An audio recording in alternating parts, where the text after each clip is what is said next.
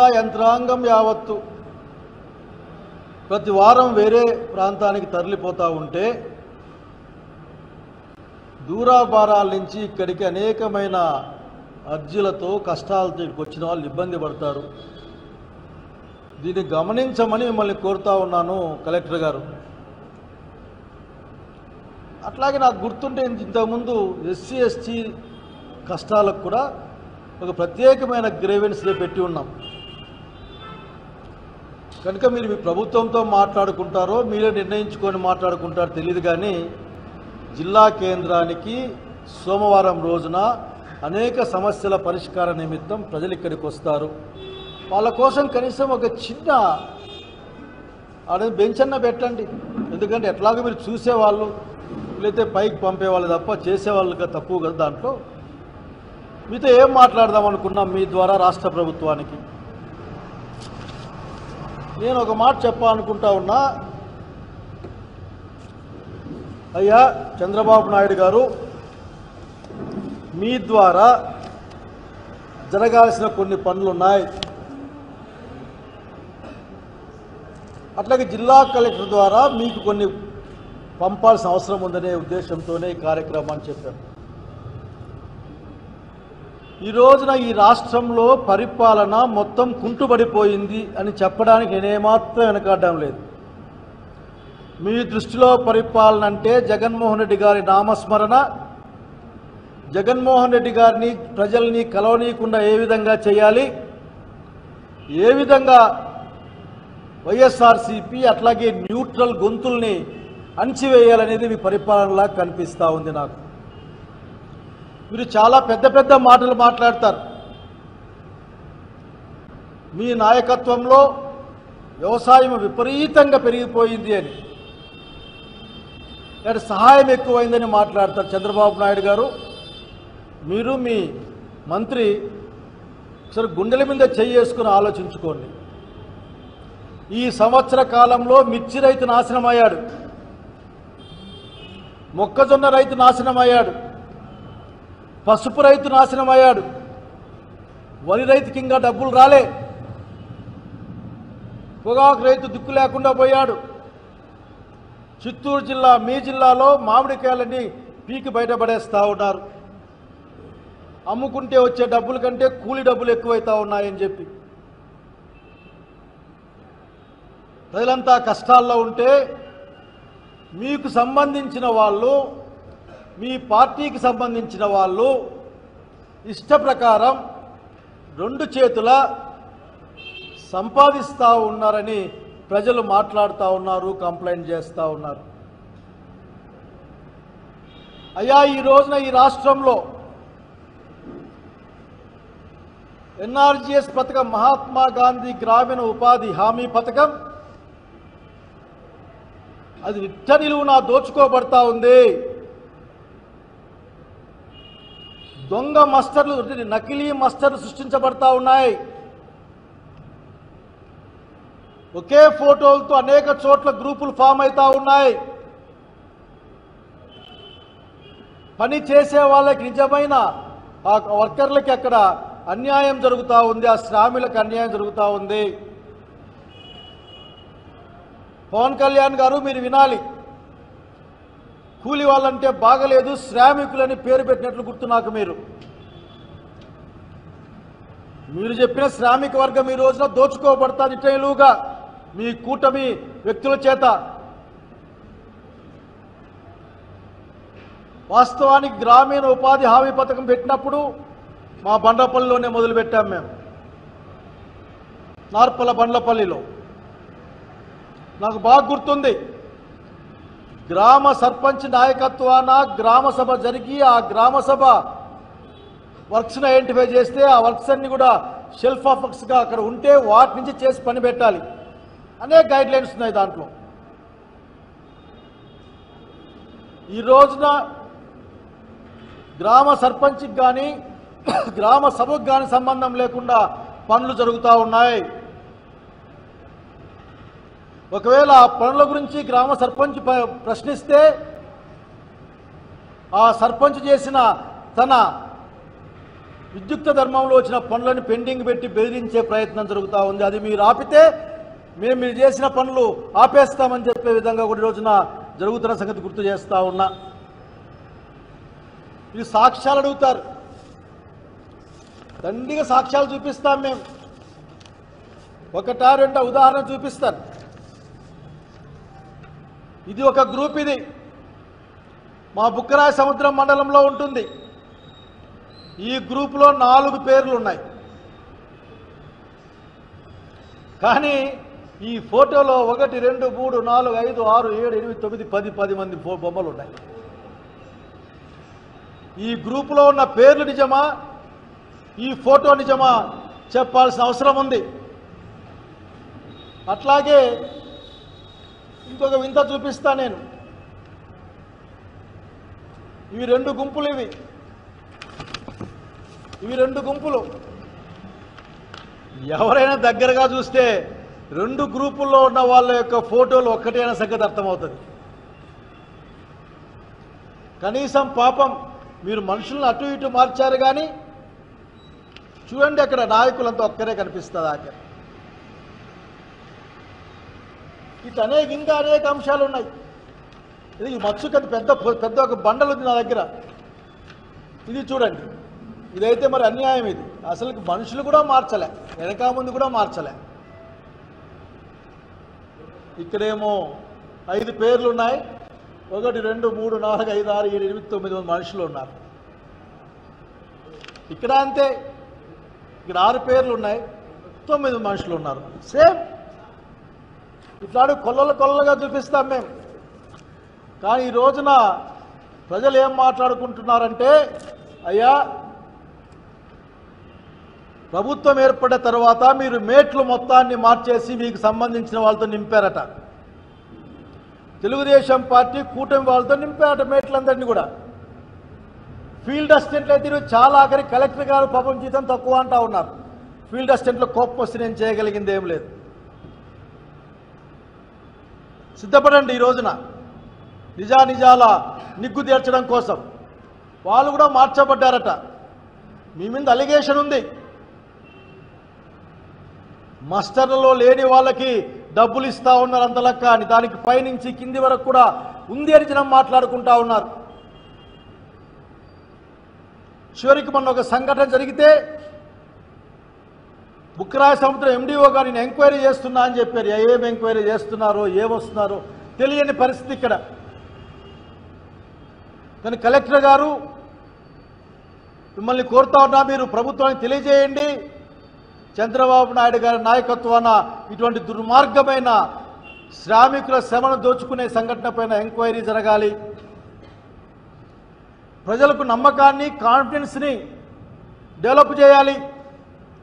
ఏదైతే మహాత్మా గాంధీ ఉపాధి హామీ పథకం కష్టపడే వాళ్ళ కోసం పని లేని కాలంలో పని పెట్టే విధంగా ఏర్పాటు చేశారో, ఆ కార్యక్రమం మీద, ఆ ప్రోగ్రాం మీద నమ్మకం కోల్పోకుండా విశ్వాసంతో ధైర్యంగా ముందుకు పోయే విధంగా చూడాల్సిన బాధ్యత ఈ ప్రభుత్వం పైనే ఉంది. కానీ ఇక్కడ మీ కూటమి, మీ పార్టీలకు సంబంధించిన వాళ్ళ చేతివాటం ఎక్కువగా ఉందని ప్రజలు అభిప్రాయపడతా ఉన్నారు. అంతేకాదు సుమా, పాత పనులకే కొత్త విధంగా దానికి చెక్కి అన్నిటికీ అది కుంటలు కావచ్చు, ఏదైనా కావచ్చు కాక వాటిని కొత్తగా బిల్లులు చేసుకుంటున్నారని కూడా ఆరోపణలు ఉన్నాయి. దీన్ని పరిశీలించాలి. ఊరికే తూతూ మంత్రంగా నడితే కాదు. లేకపోతే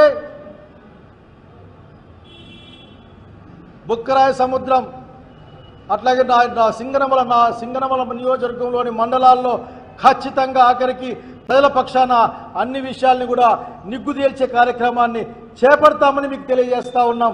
గుర్తుపెట్టుకోమని కోరుతా ఉన్నా. మీ సహాయ సహకారాలు కావాలా, పోలీసు వాళ్ళది కూడా. ఎందుకంటే ప్రజల సొమ్మును రక్షించడం కోసం, ప్రభుత్వ సొమ్మును కాపాడడం కోసం విషయాన్ని గుర్తుపెట్టుకోమని కోరుతా ఉన్నాను. ఈ రోజున అక్కడక్కడ కూర్చుని మాట్లాడుతాను. సింగనమల్లకి వెళ్ళా. సింగనమల్ల కూర్చునేవంటే మీరు ఏం చూశారు సార్?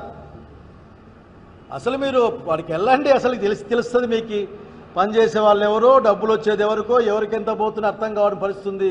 మీరన్నా పట్టించుకోరా అని ప్రజల యొక్క పక్షాన వాళ్ళ కోరిక మేరకు ఖచ్చితంగా వైఎస్ఆర్సీపీ తరఫున ప్రజా సంఘాలని కలుపుకొని ఈ యొక్క ఉపాధి హామీ పథకం జరుగుతున్న అనేకమైన అవకతవకల్ని ఎవరైతే దుర్మార్గంగా దీన్ని వాడుకొని లబ్ధి పొందుతారో వాళ్ళ యొక్క చరిత్రలను కూడా బయటపెట్టడానికి వైఎస్ఆర్ కాంగ్రెస్ పార్టీ నిలబడుతుందని తెలియజేస్తూ ఉన్నాం. మీకు కనపడడం లేదా బాబు గారు? ఇసుక గురించి మీరు మాట్లాడే మాటలుంటే మాకంతా ఒళ్ళు గగురు పొడుస్తుంది. ఉచితంగా ఇసుకిస్తామని చెప్పి తెలియని వాళ్ళు ఉచితంగా ఇసుకిస్తామని బండ్లు వేసుకుపోతే లెక్క కట్టండి, బండి కూడా వదిలిపెట్టడంలే అక్కడ. ఎంత దుర్మార్గమైన ఇసుక దోపిడీ జరుగుతూ ఉంది అంటే, అయ్యా ఈ రాష్ట్రంలో అన్ని ప్రాంతాల్లో పేపర్లు చూస్తాం, అన్ని ప్రాంతాల్లో కూడా ఇసుక దోపిడీ జరుగుతుందని వార్తలు వస్తున్నాయి. కూటమి నాయకులు దాన్ని వెనక్కున్నారని మీ పత్రికలే రాస్తా ఉన్నాయి. మట్టి అంతలా కమ్ముకున్నారని కూడా వార్తలు వస్తూ ఉన్నాయి. అనంతపురం రూరల్లో కానీ బుక్కరాయ సముద్రంలో కానీ కోట్లాది రూపాయల మట్టి ఎటువంటి మైనింగ్ పర్మిషన్ లేకుండా జరుగుతూ ఉందని ఆరోపణలు వస్తూ ఉన్నాయి. కానీ చూసి పట్టించుకోకుండా పెద్ద పెద్ద వాళ్ళ పేర్లు చెప్పిపోతూ ఉన్నాయని చెప్తారు. ఆ పెద్ద పెద్ద వాళ్ళ పేర్లు కూడా బయట పెట్టే కాలం వస్తుంది. అయా మీకు అర్థం కాకపోతే ఎట్లా? చిన్న జలాలపురంలో టిప్పర్ లాపితే గొడవ, నిజన వాళ్ళు సవాలు విసురుతూ ఉన్నారు. మేము తోడేదే తీసిపోయేదే ఏం చేస్తారు గ్రామస్తులని మీకు కూడా తెలుసు. ఆ విషయం మీరేమే పంచాయతీ, మీ ప్రభుత్వమే పంచాయతీ చేసింది. అక్కడ రీచ్ ఒక్క చోట ఉంటే నదులన్నీ కూడా తొలివేయబడతా ఉన్నాయి. ఎలనూరు ప్రాంతంలో కూడా అదే కార్యక్రమం జరుగుతూ ఉంది. డంపులుగా ఏర్పాటు చేసుకుంటా ఉన్నారు. ఆ డంపులన్నీ ఏమైపోయాయి? ఎవరివి? రాయదుర్గం, కళ్యాణ్ దుర్గం, సింగనమల, ఎక్కడ పడితే ఎక్కడ ఏం జరుగుతూ ఉంది ఇక్కడ? ఇసుక ఉచితం. అసలు ఇసుక ఈ అనంతపురం జిల్లాలో ఇసుక తీయడమే నేరం.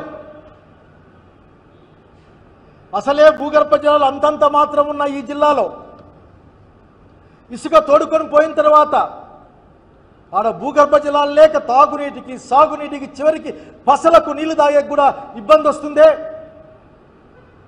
రీచ్లను ఐడెంటిఫై చేసి పెట్టే అధికారుల కన్నా యాద ఉండాల్సిన అవసరం లేదా?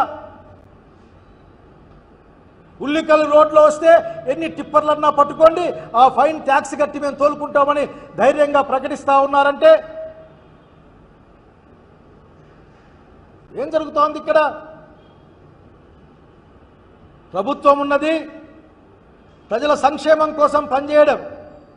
ప్రభుత్వం ఉన్నది ప్రజా వనరుల్ని, ప్రభుత్వ వనరుల్ని కాపాడాలి, దాన్ని ప్రజలకు ప్రభుత్వానికి ఉపయోగపడే విధంగా పంచడం తప్పనిస్తే పార్టీల కోసం కాదన్న సంగతి గుర్తుపెట్టుకోమని కోరుతా ఉన్నాం. ఇన్ని అరాచకాల కృత్యాలు జరుగుతున్నా ఏదో ప్రశాంతంగా ఉందని ఉష్ట్రపక్షి ఇసుకలో తలకాయ పెట్టుకున్నట్లు, అంటే కళ్ళు మూసుకొని ఏదో పిల్లులకు పాలు తాగినట్లు ఏమీ జరగలే, ప్రశాంతంగా ఉందని ఏ విధంగా అనుకోగలుగుతున్నారు మీరు? వాటాల కోసం కొట్టుకున్నారు కన్నంపల్లిలో, స్టాంపుల కుంభకోణమని ఇద్దరు కొట్లాడుతూ ఉన్నారు కళ్యాణ్ దుర్గంలో. ఇద్దరు ఆ పార్టీ వాళ్ళే. ఎవరి మీద నెట్టేశారు దాన్ని? పాప హనుమంతరాయ చౌదరి కొడుకు పేరేదో మన నెట్టారు ఆఖరి మీరే. ఈ ఊర్లో ఎమ్మెల్యే గారు వారి పార్టీ నాయకుడిని హత్య చేయడానికి ఏదో ప్రణాళిక రచించారని మీరే చెప్పారు. అంత ప్రశాంతంగా ఈ జిల్లా ఉందా అడుగుతా ఉన్నాం. జనం బాధల్లో ఉన్నారు. జనం బాధల్ని పట్టించుకోండి. కలెక్టర్ గారికి, ఎస్పీ గారికి చెప్తా ఉన్నా, మీరు ప్రజల గురించి ఆలోచించమని కోరుతున్న మిగతా విషయాల్ని పక్కన పెట్టండి. ఇదే రాష్ట్రంలో 7 గుర్రాలపల్లిలో ఇప్పటికి కూడా దళిత బాలికపైన అత్యాచారం జరిగితే 2 సంవత్సరాలుగా ప్రధాన నిందితుడు ఇంకా పట్టుబడలేదని పేపర్లో వార్త వస్తుంటే వినడానికి గుండెల్లో కలుక్కంటు దాకరికి ఇది మీ ఎఫిషియన్సీ అనే విషయాన్ని చెప్పడానికి ఏమాత్రం బాధపడడం లేదు. న్యాయం జరగాలి. అందుకంటే ముఖ్యంగా ఎక్కడా లేని విధంగా, ఈ దేశంలో ఎక్కడా లేని విధంగా నాణ్యమైన మద్యాన్ని, అంటే నాణ్యమైన సారాయిని చౌక ధరలకి, సరసమైన ధరలకు ఇస్తాయని ప్రకటించిన ముఖ్యమంత్రి పరిపాలిస్తున్న ఈ రాష్ట్రంలో బెల్ట్ షాపులే లేవు, బెల్ట్ షాపులు ఉంటే అదేదో కొత్త పదం నేర్చుకున్నారు, ఏదో తొక్క తీసి ఏమో తీస్తారు, అదేదబ్బా తొక్క తీసి నార తీస్తామని, తొక్క తీసి నార తీస్తామని. అదే మాకు బాగా తెలుసు, మేము ఎడారోళ్ళం కదా, మేము నార పీకుతాం కలబంద మొక్కలంతా నానేసి. అట్లా పీకాల్సి వస్తే ఊరికి 5-6 మందికి పీకాల. మీరు ఈ రోజున అసలు బెల్ట్ షాపు లేని ఊరేదో చూపించమని అడుగుతా ఉన్నాం ప్రభుత్వాన్ని. ఈ రోజున మేము చూపిస్తాం బెల్ట్ షాపులు ఎక్కడెక్కడ ఉన్నాయో, వచ్చాక వెయిట్ చేయండి. The days are coming. Belt షాపులు లేని ఊరు చూపించండి. బెల్ట్ షాపులకు కూడా అదే వేలం పాడి మరి తీసుకున్నాయన్న వార్తలు విని మేము బాధపడతా ఉన్నాం. ఏం చేద్దాం?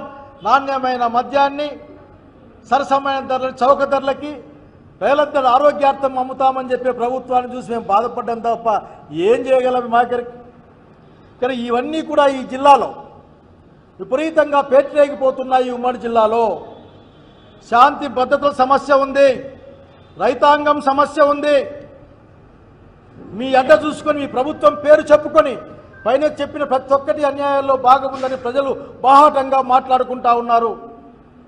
రండి, మీరు ప్రభుత్వం నుంచి పంపించండి, మేము కూడా వస్తాం, ఎంక్వైరీ చేద్దాం, ప్రజా సంఘాలను పిలుద్దాం, ప్రజలతో మాట్లాడదాం.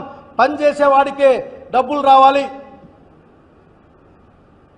ఎవరైతే కష్టపడతాడో వాని దగ్గరే వారికే ఆ కూలి పోవాలి. అంతేగాని ఇంట్లో కూర్చున్నోడికి లేకపోతే మీ పార్టీ అనుయాయులకి ఇంకొకరికి అప్పనంగా డబ్బులు పోవడం, ఆ డబ్బులు వివిధ రూపాల్లో వివిధ భాగాలుగా ముందుకు పోవడం అనేది సంతవ్యం కాదు.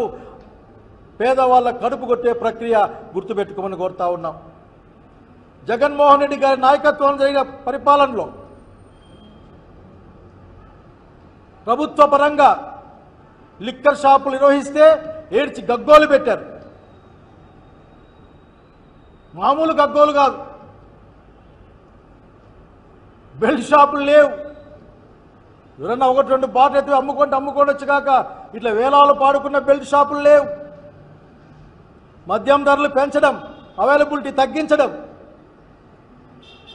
అంటే మీరు మాట్లాడిన మాటలు ఒకసారి మీరు రీరైన్ చేసుకొని చూసుకోండి. కనుక ఈ కార్యక్రమాల మీద మేము కలుద్దాం అనుకున్నాం. ఈరోజు ముఖ్యమంత్రి గారిని కలుద్దామంటే కలెక్టర్ గారు ఏమో అక్కడికి వెళ్ళారు. అయినా కలెక్టర్ గారిని కలుస్తాం. నేను ఈ ప్రభుత్వానికి ఒకే ఒక మాట చెప్పాలనుకుంటున్నాం. పరిపాలన అంటే ప్రజల సంక్షేమం, అట్లాగే ప్రజల శాంతి భద్రతలు, ప్రజల గౌరవ మర్యాదలు, ప్రజాధనాన్ని అంటే ముఖ్యంగా కూలీ వాళ్ళ ధనాన్ని, అట్లాగే ప్రకృతి వనరుల్ని వాటిని కాపాడుకోవడం, ప్రజల పరం చేయడం బలంగా నమ్మేవాళ్ళుగా ఈ కార్యక్రమాన్ని చేపట్టండి. మీరు ఎంక్వైరీ చేయండి, ఒక స్వతంత్రమైన కమిషన్ని వేయండి. కలెక్టర్ గారు మీ చేతుంటే మీరు వేయండి, లేకుంటే ఇండిపెండెంట్ కమిషన్ వేయమని ప్రభుత్వానికి రికమెండ్ చేయండి. మీరు రానున్న రోజుల్లోనే ప్రజా సంఘాలు ప్రజల యొక్క సహకారంతో వైఎస్ఆర్సీపీ కాంగ్రెస్ పార్టీ ఆ కార్యక్రమాన్ని చేపడుతున్న విషయాన్ని తెలియజేస్తా ఉన్నాం. నమస్కారం.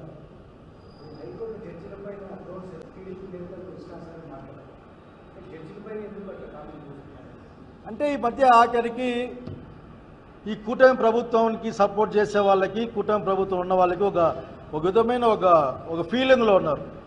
వాళ్ళకి ఎవరు అడ్డం రాకూడదు, వాళ్ళు చెప్పిందే వినాలా, వాళ్ళు చెప్పిందే వేదం, మాకు అడ్డం వస్తారా? న్యాయం లేదు, ధర్మం లేదు. ఉదాహరణకి ఈరోజు హైకోర్టు స్పష్టమైన తీర్పు నోటీస్ ఇచ్చింది, సర్క్యులర్ ఇచ్చింది. సోషల్ మీడియా కేసులో ఇష్టానుసారం ఉండడానికి వీలు లేదు, దానికి తగిన ప్రాతిపదిక ఉంది, మీరు చాలా మెకానికల్గా చేస్తూ ఉన్నారు, దిస్ ఇస్ అన్ ఆర్డర్, ఇది లేకపోతే దీనిపైన యాక్షన్ తీసుకుంటామని ఇచ్చింది దగ్గర. అయినా వీళ్ళకి ఇష్టం ఉండదు దగ్గర, ఎందుకంటే అటువంటి దానికి ఇష్టపడరు వీళ్ళు. వాక్ స్వాతంత్రం లేదు, ఎక్స్ప్రెషన్ ఆఫ్ ఫ్రీడమ్ లేదు, ఏం లేదు ఇక్కడ ఆఖరికి. ఇక్కడున్నది ఒకటే, వాళ్ళకి అనుకూలంగా ఉండడం, మాట్లాడడం. జగన్మోహన్ రెడ్డి గారిని వారి సంబంధిత వ్యక్తుల ఇష్ట ప్రకారం మాట్లాడినా కానీ ఈ ప్రభుత్వానికి ఏమాత్రం కూడా చలనం ఉండదు. అంతెందుకు మొన్నటికి మొన్న ఆ సింగయ్య కేసులో ఇష్ట ప్రకారం వాళ్ళ భార్య వచ్చి కొన్ని ప్రశ్నలు సంధిస్తే, లూర్త్ మేరీ గారు అనుకుంటారు, ఆమె సంధిస్తే ఆ ప్రశ్నలకు సమాధానం చెప్పలేక ఎవరో ఈట్ చేశారు కుక్క పిల్లల్లాగంటే ఆగి నాకేం అర్థం కాలే వీళ్ళకి మైండ్ సెట్ ఏందో అని. This are the showing their mind set. ఇప్పటికైనా మార్చుకొని సంవత్సరం అయిపోయింది.